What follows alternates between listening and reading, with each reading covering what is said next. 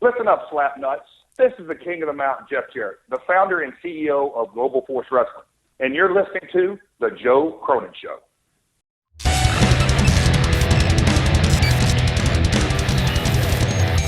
You're listening to The Joe Cronin Show. All right, what's up, wrestling fans? Welcome back to The Joe Cronin Show. I'm here with, very honored to have Jeff Jarrett, the owner of Global Force Wrestling. Jeff, thank you very much for joining us this morning. No, Joe, I appreciate, I really do appreciate you having me on. You guys, things got rocking. You're really rocking and rolling and growing your show. And so I appreciate you having me on to talk a little bit of Global Force Wrestling, a little bit of professional wrestling, just all things past, present, and future. Well, I appreciate it. The first thing I want to announce right off the bat, especially since we have a good following, I mentioned this right a second ago to you, you're going to be in Las Vegas October 23rd, Global Force Wrestling, AMP TV tapings. This is the first TV taping ever for Global Force Wrestling, right? Well, we actually started in July. We had our first one in July, second one in August, and this is when this will be the first time ever that champions will be crowned. So it truly will be a historic night. Really fired up. I got a sneak peek of the belts that are being in production. They're going to be really cool. I've been getting a lot of Twitters and stuff like that saying, what's the belt's going to look like? So I'm excited. 4 champions will be crowned. And that's what this business is. A big part of this business is who the champs are. So we're pumped up. We're excited to get out to Vegas on the 23rd. Now, are those belts, are they going to be released, the photos of what the belts are and what they're going to look like, or is that going to be a surprise night of? Well, we're talking about that. We'll probably have a little bit of a sneak peek. But, it'll be a night of thing, and we really are. We're excited. We're amped, pardon the pun, but we are. We're pumped up to get our champions crowned and move into the next phase. But Las Vegas is in for a special night on the 23rd. All right. Well, I can't wait. I wish I was out there to view it. I speaking of viewing it, myself being in Boston, how are everybody else, all the other fans around the world, everywhere, going to be able to view the production of this? At some point, is it going to be live streamed? Is it going to be edited and put up later? How can we view this? We're definitely not going to live stream it. We're in, and as we sort of joked before we went on there about global, you guys are global, we're global. We are going to be having a global launch, and that has been, quite honestly, a real challenge because we're in discussions not only with different distribution models here in the U.S., but literally around the globe. We're in contact with actually a digital service in Nigeria. We've got broadcasters and territories all through Europe, obviously the United Kingdom, India, Japan, Australia. So it's a challenge, but we're going to be releasing those details on a step-by-step basis. And if you follow Global Force Wrestling at all over the last 12 or 14 months, you would know that we do things, one step at a time. But there's one thing that I've learned over the years, not just TNA. Sometimes people take it out of context. I'm saying my entire business career that spans 30 years is that you really only have one opportunity to make a first impression, and so you got to do things methodical on a step-by-step basis. You can't rush a product to market, and patience, believe me, is not in my DNA, but it is something that we're very excited about, but we want to do things the right way. And so, I've said it on multiple of our videos that are on Global Force Wrestling or at GFW Wrestling YouTube channel, is that my goal is for every wrestling fan, every Global Force Wrestling fan, have the opportunity to view our product on a very consistent basis, but very easily. And so that's our goal, and that's where we're headed. Well, I'm excited about it. I've been excited about it for a while, and that's not a joke just because you're on. I've been following it since it started. I'm into every kind of wrestling I can get a part of. I want to consume it. I want to see it. I want to know about it. And I'm pretty sure it took some years off my life, but I did watch Wrestle Kingdom 9 and the New Japan stuff. Everything that was done there was great. I enjoyed following it. What was it like for you guys to do that? Because I remember going on my app, downloading, I forget where the event, what the partnership was, to watch it live. Yep, the Flips app, and those guys are great partners, and they actually came on board as we worked together a little bit late. But that pay-per-view, Wrestle Kingdom 9, it's one of those shows that now that, what are we, 8, 9, 10 months past it, right, that it's still like it just happened yesterday, but it's a larger-than-life show. We couldn't have been more thrilled, more honored that New Japan approached us. We got to roll it out. in North America, and that was our goal. Canada and the U.S. with our traditional, and then the Flips app came on board, and then it became truly a global pay-per-view, and people watched it. South Africa, there was some viewing parties, and I still get tweets and pics from that night. People watched it literally all over the world. Australia, and the cool thing about Australia is that those folks got to watch a live pay-per-view, and they didn't have to watch it at 5 a.m. or some right. wacky time of day. They got to watch it on their Sunday evening as well, and that was a real cool thing. But yeah, that event was one for the ages, no doubt. That was amazing. There is pandemonium in this building. On Friday, October 23rd, This thing is going into overdrive. GFW Amped returns to the Orleans Arena I've never seen this in all my years. for one can't-miss night of professional wrestling. The first 4 GFW Championship matches go down live. Will you be there when history is made? Global Force Wrestling presents Amped live from the Orleans Arena. Tickets are on sale now. Go to OrleansArena.com for more details.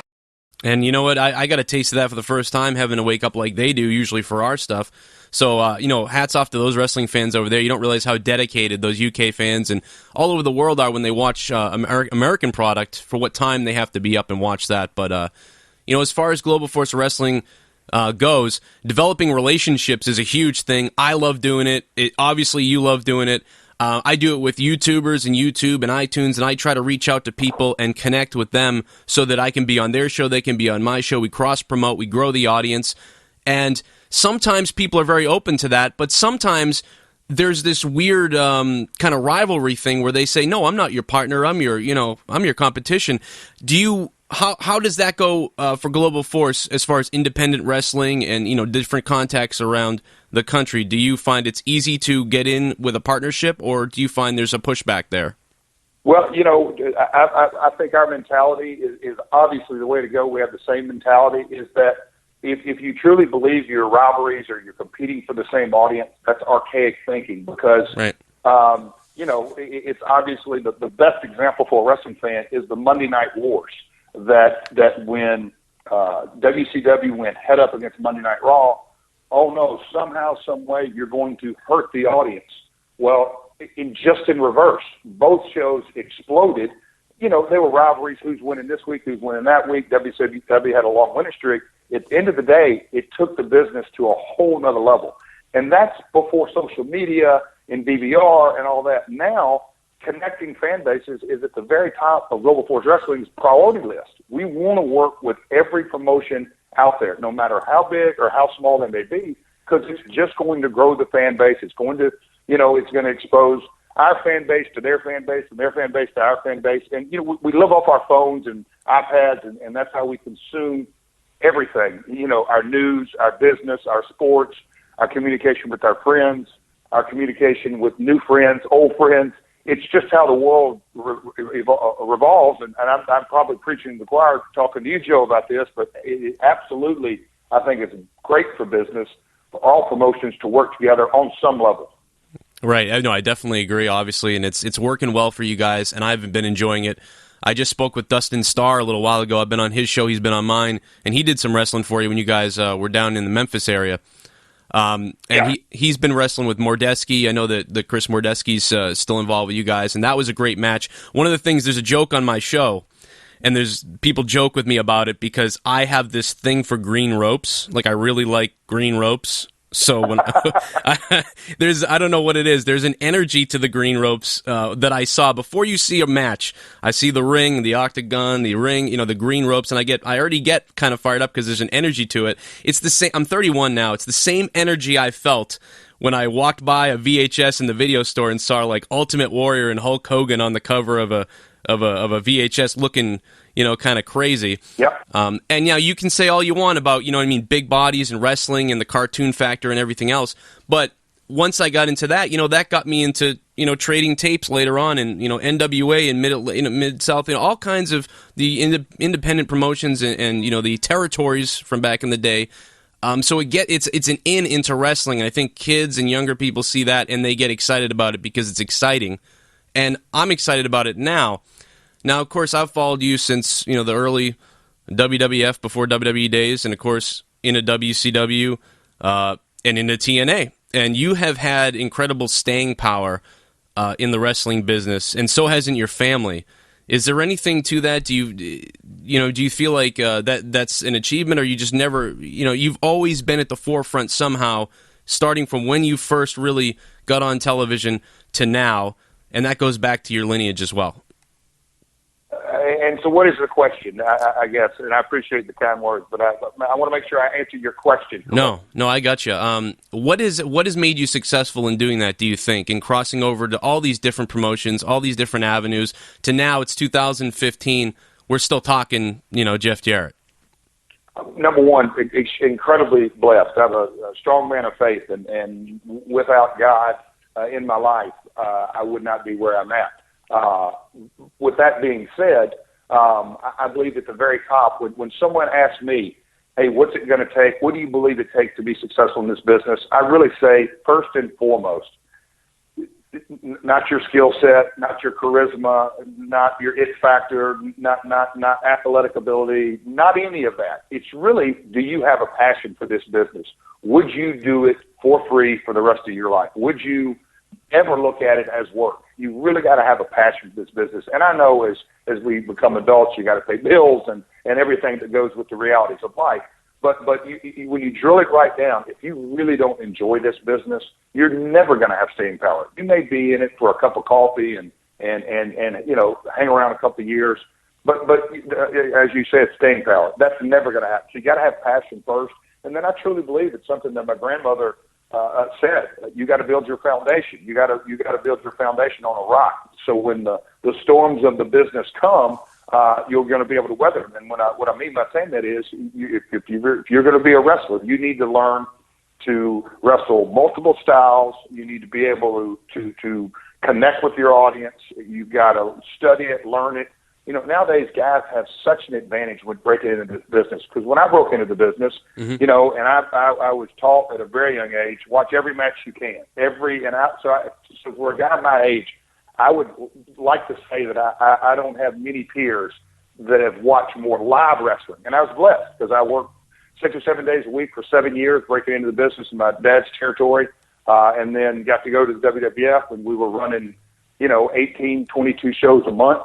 Watch it right there, and then WCW, and I was on not just Nitros and Thunders, but all the house shows. And so I've watched a lot of live wrestling, and that's great and everything. But I traveled and put a lot of miles on my body. Nowadays, guys can literally, with the click of a button, either go to YouTube or the WWE Network or all the streaming services, the wrestling channels, and you can watch lots and lots of wrestling, and that's what it takes. These NFL players will tell you game film is invaluable. Well, it's the same thing.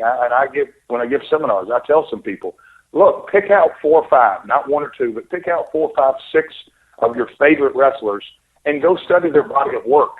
And you, just by watching it and immersing yourself in it, you're going to pick up little tidbits here and there and try to make it your own. And then at the end of the day, you got to get out and connect with the audience.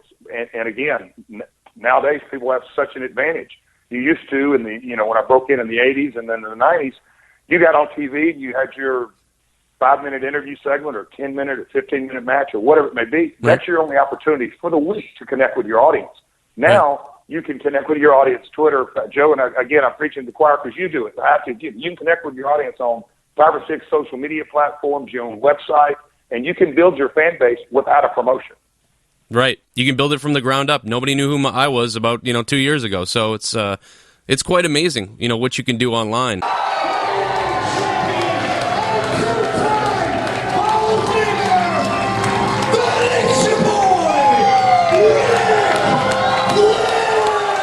If you weren't in Fall River, Massachusetts for Summer Showdown, don't worry because you can order it here. The Nature Boy, Ric Flair, makes a special appearance, plus the Kingdom, Mike Bennett, and Matt Taven take on Biff Busick and Teddy Good. That's right, the newly acquired by WWE Biff Busick. TK O'Ryan versus ROH's brutal Bob Evans. Brandon Webb versus Craig Costa in a casket match for the Interstate Championship, plus a last man standing match for the world title and more. Summer Showdown 2015, commentated by myself, Joe Cronin, and Mike Messier. Get it now.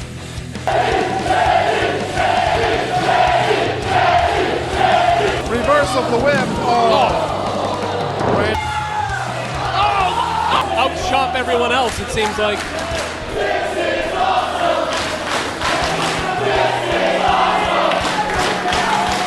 This is awesome.